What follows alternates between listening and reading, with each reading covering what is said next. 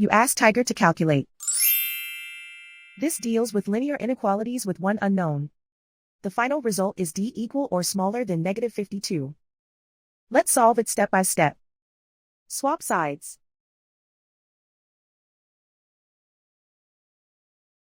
Group all constants on the right side of the inequality. Subtract 15 from both sides.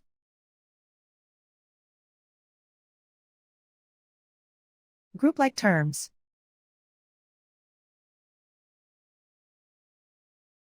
Simplify the arithmetic.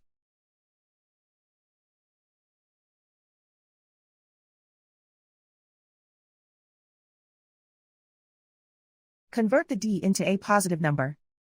Multiply both sides by -1.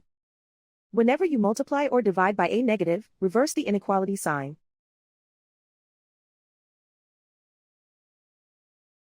Remove the ones.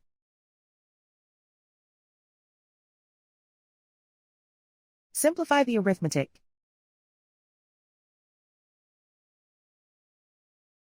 Plot the solution on a coordinate grid. And so the final result is d equal or smaller than negative 52.